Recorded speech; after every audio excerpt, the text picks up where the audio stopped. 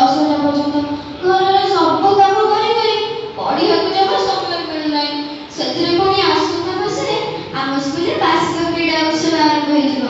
ସେଥିରେ ଗୁରୁଜୀଙ୍କର ଆଦେଶ ଏ ବର୍ଷ ସମସ୍ତ ବାଳିକା କ୍ରୀଡ଼ାରେ ଅଂଶଗ୍ରହଣ କରିବେ। ମୁଁ ଭାବୁଛି ସେଥିରେ ମୁଁ ବି ଅଂଶଗ୍ରହଣ କରିବି। ଜେଜେମା, ଅପା, ଜେଜେମା, ଅପା, ତମମାନଙ୍କୁ ଶୁଭୁନି ନା କଣ ବା? ସକାଳ ଆସି 8ଟା ହେଲେ ଅଥଚ ମତେ ଟିକେ ଗରମ ପାଣି ମିଳୁନି। ତମେ ମାନେ ସମସ୍ତେ ଜାଣିବା ଦରକାର ଯେ 9ଟା ନୁହେଁ କି 6ଟା ନୁହେଁ, ଗୋଟିଏ ବୋଲି ପୁଅ ମୋ ଘରେ, ସେଥିରେ ପୁଣି ମତେ ଟିକେ ସେବା ମିଳୁନି। ଅପା, ମୋ ପାଇଁ ଟିଫିନ ଆଉ ସ୍କୁଲ ଟିଫିନ ରେଡି କରିଦେ। ଆଉ ହଁ, ପାଣିଟା ରଖିଦେଲା।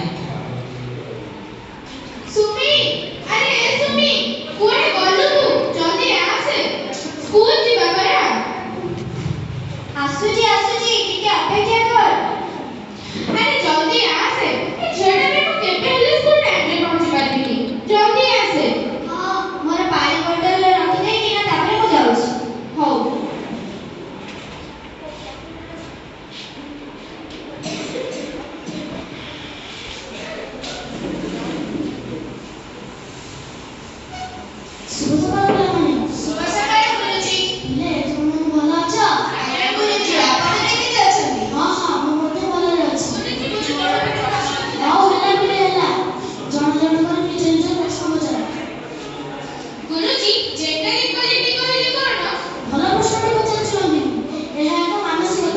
ପୁଅ ଓ ଝିଅ ସମାଜରେ ଏକ ମୁଦ୍ରାର ଦୁଇ ପାର୍ଶ୍ୱ ଅଛି। ତେଣୁ ସମାନ ସମ୍ମାନ ଉଭୟଙ୍କୁ ମିଳିବା ଦରକାର।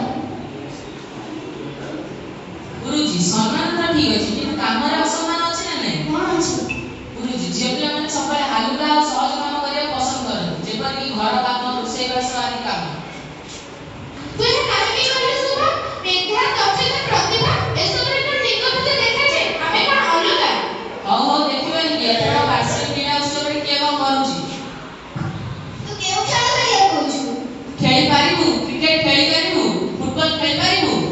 ହଉ ହେଲା ଶୁଭ, ଏଥରକ ବାର୍ଷିକ କ୍ରୀଡ଼ା ଉତ୍ସବରେ ଆମେମାନେ ବି ଦେଖେଇ ଦେବୁ କି ଆମେମାନେ କାହାଠାରୁ କମ୍ ନୁହେଁ। ହଉ ହଉ, ଦେଖିବା। ଶୁଣ ଶୁଭ, ଥରେ ହାରିଲେ ଆଉ ଥରେ ଚେଷ୍ଟା କରିବୁ, କିନ୍ତୁ ପଛକୁ ହଟିବୁ ନାହିଁ। କଥାରେ ଅଛି, ସ୍ୱପ୍ନ ଯେତେ ଦୂର ପ୍ରୟାସ ସେତେ ଦୃଢ଼। ହଉ ହଉ, ଦେଖିବା।